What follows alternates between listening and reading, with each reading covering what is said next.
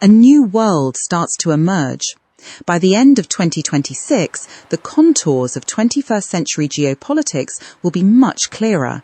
In global politics, 2025 was the year when an old order ended. President Donald Trump demolished decades-old norms and institutions as dramatically as he set about reshaping the White House. His tariffs bludgeoned the multilateral trade system. The machinery of international diplomacy, from the UN to foreign aid, was hit by American funding cuts. Long-standing security alliances were refashioned into more transactional relationships, which monetized American military and economic heft. At home, Mr. Trump unleashed the most expansive assertion of executive power in a century. Soldiers were sent into Democrat-run cities. Universities brought to heel with threats and funding cuts. The independence of the Federal Reserve attacked, and the machinery of government deployed against the president's foes.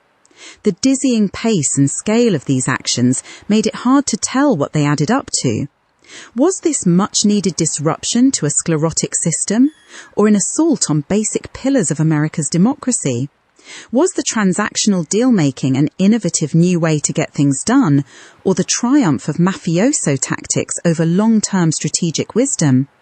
There was alarm, including from The Economist, about the threats from protectionism, corruption, the politicization of independent institutions, and, as the year went on, a growing unease that Team Trump does not feel bound by the law.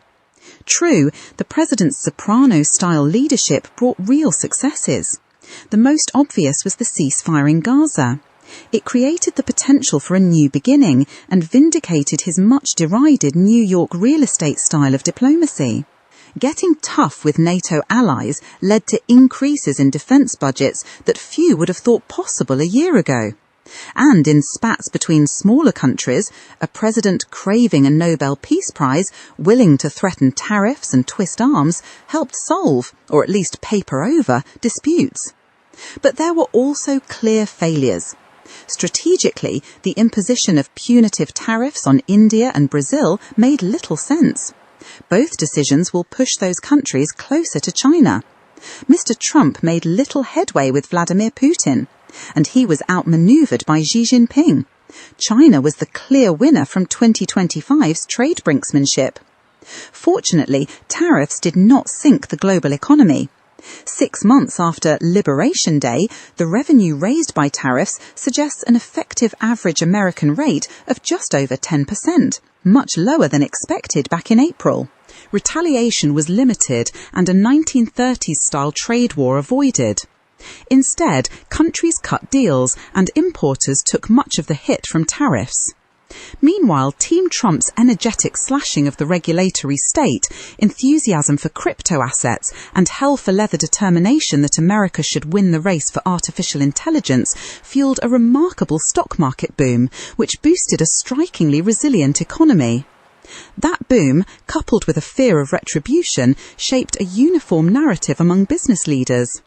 Wherever the world was heading, went the collective view, America's economy would thrive.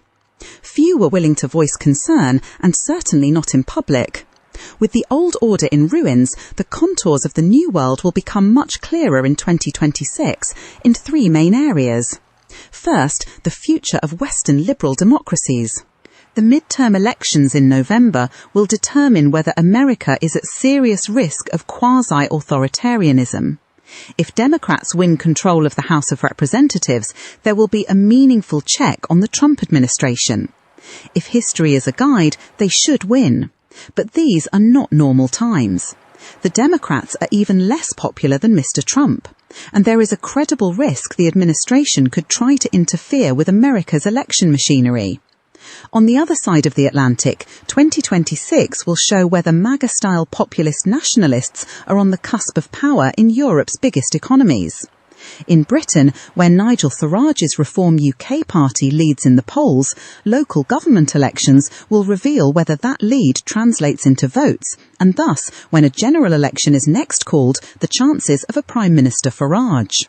In France, recent history suggests another government collapse is all too likely in 2026. That would force parliamentary elections and probably lead to Jordan Bardella as France's first prime minister from the populist right. In Germany, it will become apparent whether the firewall against the hard right Alternative for Germany can hold.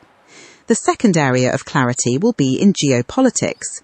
In 2026, Trumpian transactionalism will evolve into a curious hybrid of erratic peacemaking around the world, muscular interventionism in America's backyard, and opportunistic deal-making around critical supply chains. Mr. Trump's desire for a Nobel Peace Prize will keep him engaged in the Middle East. He will prevent Israel from returning to full-blown war in Gaza and will push for a pardon for Benjamin Netanyahu and perhaps a graceful political exit. Mr. Trump may also play peacemaker elsewhere, particularly where rare earth deals can be extracted. But faced with intransigence from Mr. Putin, America will leave Ukraine's future to Europe, which, absorbed by the populist right's rise, may fail to step up to that responsibility. The clearest signals of where American foreign policy is heading will come from Asia and Latin America. In Asia, prepare for Mr. Trump's desire to do business with China to lead to a dangerous erosion of support for Taiwan. America's strategic ambiguity may give way to studied nonchalance, especially if a weakening American economy makes it more important for Mr. Trump to strike a big trade deal with China. The Western Hemisphere, in contrast, will see heavy-handed use of American power, combining support for ideological fellow travellers with unashamed bullying of ideological foes. Expect attempts at regime change in Venezuela and efforts to sway elections, for instance in Colombia. Belligerence in Latin America will be a useful prop for a president keen to look tough on immigration, crime and drugs. The third area of clarity, for good or ill, will be on the economy. Whether or not there is a severe market correction, surging share prices will not underpin confidence as they did in 2025. Nor will the productivity-transforming impact of artificial intelligence appear as quickly as boosters hope.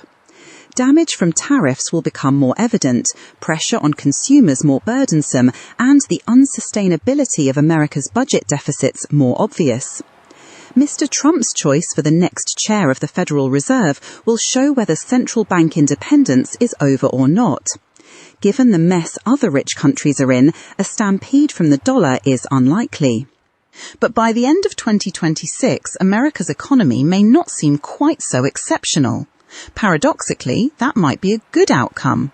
A weaker economy would raise the Democrats' chances of retaking the House and restoring some checks in America's democracy. Nervous financial markets might also deter White House revolutionaries from their most egregious constitutional shenanigans. And a weaker economy might even encourage greater pragmatism from Mr. Trump himself. Maybe it is time for a brave businessman or two to say publicly that for America's long-term health, some short-term bumps in the road would be no bad thing. Zanny Minton Bedos, Editor-in-Chief, The Economist.